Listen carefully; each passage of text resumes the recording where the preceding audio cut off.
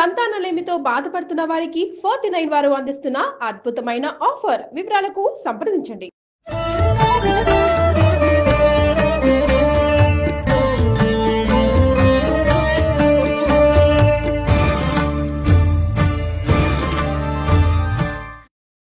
నమస్తే రమ్మగారు. నమస్తే జయ.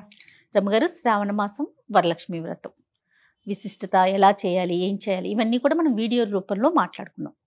అయితే వరలక్ష్మి వ్రతం అనగానే అమ్మవారి అలంకరణ కదండి. ప్రధానంగా ఎన్నో కోకొల్లల వీడియోలు కనిపిస్తూ ఉన్నాయి. కొంతమంది కొబ్బరికాయకే రవికిల ముక్క కట్టుకొని దానికే ముక్కు కళ్ళు అట్లా అన్ని అలంకరణ చేసుకొని ముఖంలాగా పెట్టుకొని చేసుకుంటారు పూజ. ఇప్పుడు ప్రతిమలు వచ్చేసినాయి. అవును, ప్రతిమలను పెట్టుకొని చక్కగా కొబ్బరికాయకే పెట్టుకొని అలంకరించుకోవడం ఒక విధానం. ఇట్లా రకరకాల పద్ధతులు. ఈ కట్టడంలో కూడా ఎన్నో రకాలు వచ్చినాయి రమ్మగారు. ఎవరికి వచ్చిన విధంగా వాళ్ళు అలంకరణ చేసుకొని మెథడ్ వాళ్ళది. అవును, చక్కగా వరలక్ష్మి వ్రతం రోజు పూజ చేసుకుంటూ ఉన్నారు. అయితే గతంలో ఒకసారి మనం చూపించాం కదండి. అవును, పెట్టనదే అంటే కలసానికి ఎట్లా మడత పెట్టాలో చూపించాము. కలసానికి చూపించాము. తోరం ఎట్లా ఎన్ని ముళ్ళు వేసుకోవాలి చూపించాము. అవును, ప్రతిమ చేయటం పెద్దగా ఎప్పుడు మనం చూపించలేదు. అందుకే ఈ రోజు ప్రతిమ చూపిద్దాము. ప్రతిమకి అలంకరణ ఏ విధంగా చేసుకోవాలి మీరు చేసే విధానం చూపించండి. సింపుల్ గానే, సింపుల్. అందులో పెద్ద హైరాన్ ఏం లేదు. మనం ఈ కొబ్బరికాయకి వెనక భాగం పీచు ఉంటుంది కదా, దానికి కొంచెం ఇంత పసుపు ముద్దని ఇట్లా నొక్కి దానికి కొంచెం ముక్కు కళ్ళు పెట్టి చేసుకోవచ్చు. అది వాళ్ళ ఇంట్లో ఉండాలి ప్రతిమకి. లేకపోతే ఇప్పుడు మనం ఏం చేయొచ్చు, ఒక బిందె, దాని మీద వచ్చింది చెంబు, దాని మీద ఒక కొబ్బరికాయ. ఇప్పుడు ముఖాలు దొరుకుతున్నాయి కదా, అలంకరించిన ముఖాలు దొరికితే ముఖం దాన్ని తగిలితే ఏమీ లేదు, ఒక స్వరూపం కనపడుతుంటే మనకి పూజకి దృష్టి బాగా వెళ్తుంది దాని. అంతే అంతే. ఎంత బాగా అలంకరించుకుంటే అంత బాగుంటుంది. ఇంత ఎత్తున చక్కగా పెద్ద పట్టు చీర కట్టి చేసుకోవచ్చు. చీర కట్టేస్తారట కీర్తి చెప్తుంది. అక్క నేను చీర మొత్తం కట్టేస్తాను అక్క, పట్టు చీర అంతా పెద్ద ఎత్తున. కొంచెం విగ్రహం స్వరూపం పెద్దది చేసుకుంటే అట్లా ఇక బుజ్జిగా కరెక్ట్ గా మనకి మన పూజా మందిరము, మన పూజ గది, మనకున్న ప్లేసు దాన్ని బట్టి కదా మనకి రోజువారీ మనకు అలవాటు. ఏటా మనం ఎంత చేస్తాం. అంత పెద్ద ప్రతిమ పెట్టడం నేను చెయ్యను. కొంచెం చిన్న సైజే, సుమారైన సైజ్ చేస్తాను. నేను వరలక్ష్మి వ్రతానికి చీర కొనుక్కుంటా కదా, బ్లౌజ్ కత్తిరించేసి ఆ జాకెట్ ముక్కని కట్టేస్తా. ఓకే. ఆ చీర మీద ఒక వేరే జాకెట్ పీస్, ఇంకో జాకెట్ పీస్ కొనుక్కొస్తా దానికోసం. ఆ చీర జాకెట్ అమ్మవారికి సమర్పించేస్తా. ఈ కట్టిన బ్లౌజ్ ఉంది కదా, అది తర్వాత కుట్టించుకుంటాను. వరలక్ష్మి వ్రతానికి కొనుక్కున్న చీర ఏ సంవత్సరమో ఆ రోజు కట్టుకోను నేను. అదేలేండి, తర్వాత కట్టుకుంటా.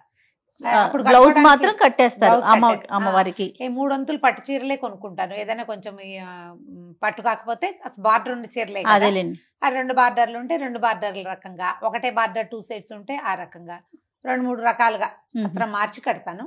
తర్వాత దాన్ని వాడేసుకుంటా. ఇక ఇంతే, ఎప్పుడు ఎవ్రీ ఇయర్ ఇదే పద్ధతి. చేస్తా మాట్లాడుకుందాం రమ్మగారు. కడతారా? ఏం కావాలి మనకు? ఒక బ్లౌజ్ పీస్ కావాలి. ఏదైనా 2 సైడ్స్ బార్డర్ ఉంటే బాగుంటుంది. 2 వైపుల బార్డర్ ఉంటే మనం ఒకే వస్త్రంతో కట్టేసుకోవచ్చు. అవును. ఓవైపు పెద్ద బార్డర్, ఓవైపు చిన్న బార్డర్ ఉంటే ఇంకా హాయిగా ఉంటుంది. చూడటానికి కూడా బాగుంటుంది. ఇప్పుడు మొదట మనకి ఈ బార్డర్ ఉంది కదా, దీన్ని కరెక్ట్ గా బార్డర్ వరకు మడిచి ఒక క్లిప్ గానీ ఏదైనా పెట్టుకోవాలి. ఇది ఒక వైపుకి అన్నమాట. ఇది అమ్మవారి బ్లౌజ్ కోసం అనుకుందాం. కరెక్ట్ గా మడిచి పెట్టుకుని ఏమైనా 2 క్లిప్పులు, 2-3 పిన్నిస్లు అలా ఏమైనా పెట్టుకోవాలి. ఇది కొంచెం సిల్క్ గా ఉంది క్లాత్, అందుకని దీన్ని మడత పెడుతున్నాను.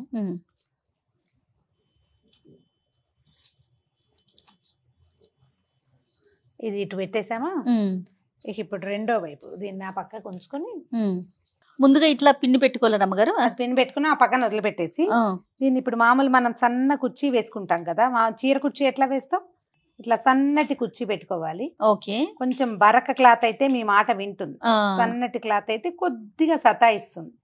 ఏం కాదు, వేస్తూ ఉంటే అదే వస్తుంది. ఏదో ఇట్లా కుర్చీలాగా తీసుకోవాలి, బాగా వస్తుంది. ఇటు పక్కన కొంచెం లాగా పెట్టు. ఇది ఒకళ్ళే చేసేసేయచ్చు, 2-3 సహాయాలు దీనికి అక్కర్లా. అదేలేండి. ఏటా చేస్తూ ఉంటే మనకు అదే అలవాటు అయిపోతుంది.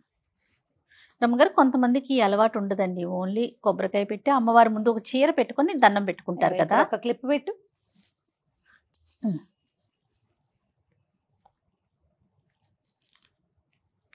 ఒకటే. మనం ఇప్పుడు ఏంటంటే ఏటా ఒక విధానం అవలంబిస్తే వచ్చే ముఖ్యమైన విషయం ఏంటంటే జయ, మన పిల్లలకి ఇది అలవాటు అవుతుంది. మన సంస్కృతి, మనం మన పద్ధతి నేర్పించాలి కదా. అవునులే. వస్త్రం కట్టడం ఇంపార్టెంట్. నువ్వు అది ఎలా కడతావు? ఇలా ఈ రకంగా కడతావా, దీని బురికే ఇంకో సింపుల్ గా కడతావా, లేదా లంగా కుట్టేసుకుని మెషిన్ మీద చక్కగా ఇట్లా లంగా తగిలించుకుంటామా? సంవత్సరం అది కూడా చేసే, ఒకసారి కాదు 2 సార్లు చేశాను అట్లా. నేను ముందు రోజు సాయంత్రమే సూయింగ్ మెషిన్ మీద చక్కగా లంగాలాగా కొలతలు తీసేసి వెనక్కి తాడుపెట్టి ముడేసేయటం, పైనుంచి చక్కగా ఓణి, ఒక రవిక ఒక ఓణి, రవిక గుడికే బట్టను ఇట్లా వెనకాల క్లిప్ చేసి ఓణి వేసాం. అది కూడా చేశాను ఒక సంవత్సరం. ఓకే, మన ఓపిక సరదా.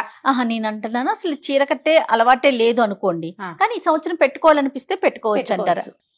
ఏదైనా ఒక ఎత్తైన బిందె పాత్ర ఏది కావాలంటే అది పెట్టుకోండి, కొంచెం ఎత్తుగా. దీంట్లో ఇంకొక చిన్నది ఇదిగో చూడు ఇట్లా.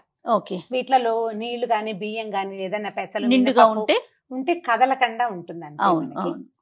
ఓకే, ఇంతే పద్ధతి. ఇంకా చిన్న బిందె కూడా పెట్టుకోవచ్చు, లేదా ఏదైనా డబ్బా అయినా పెట్టుకోవచ్చు, కూర్చోటానికి అనమాట. ఇది ఇక్కడ కూర్చోవాలి మనం. ఓకే, అంతే. ఓకే, దీన్ని ఏం చేయాలి, ఇది ఇక్కడ కుర్చీలు తీసేస్తా చూడు. ఇప్పుడు కరెక్ట్ గా కుర్చీలు పక్క పక్కకి సెట్ అవుతాయో లేదో చూసి పరిచేసేయాలి.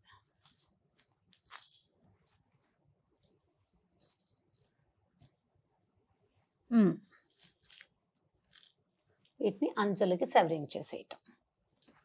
పైన పెట్టే చెంబుకి వెనకాల ఒక గట్టిగా ఒక పుల్ల గాని ఒక కర్ర గాని పెట్టుకోవటం, కట్టడం. కట్టిన తర్వాత దీన్ని ఏం చేయాలి, దీంట్లో ఒక కొబ్బరికాయని ప్లేస్ చేసుకోవటం.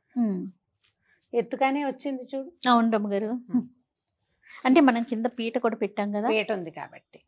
ఇప్పుడు ఈ వెనకాల మనం ఇందాక పెట్టాం కదా, దాన్ని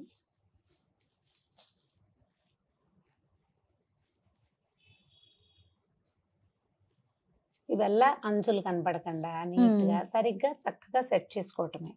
ఇప్పుడు ఈ అంచు దగ్గరకు వచ్చేలాగా పెట్టుకోవాలి. అంతే. ఓకే, ఒకటి ఇక్కడ ఏమైనా పిండి పెడతారా? పెడదాం. మనం ఇది వేసేసుకున్నాక ఈ మడత పెట్టాం కదా, ఈ మడతను కొంచెం సరిగ్గా సరి చేసుకుని వేసేసుకోవాలి.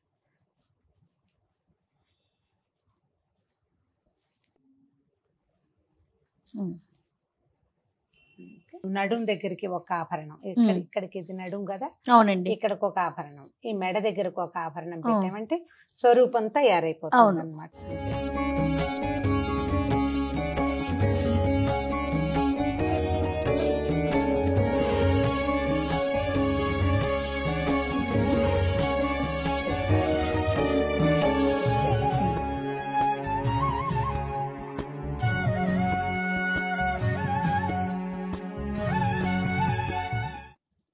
మనకి ఇప్పుడు ఇట్లా ముఖాలు దొరికేస్తున్నాయి కదా. అవునండి, ఏ ముఖాన్నైనా మనకు కుదిరినట్టుగా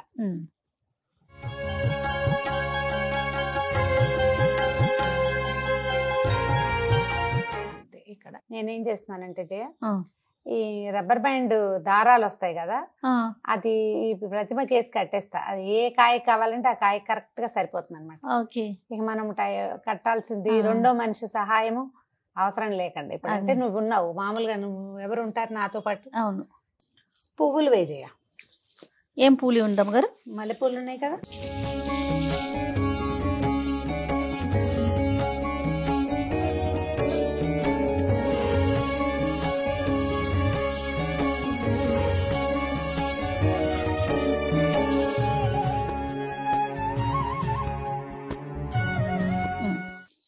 ఏ రకం పువ్వులు మనకు అందుబాటులో ఉంటే అవి ఆ రకం పువ్వులతోటి నింపేసుకోవాలి అంతే.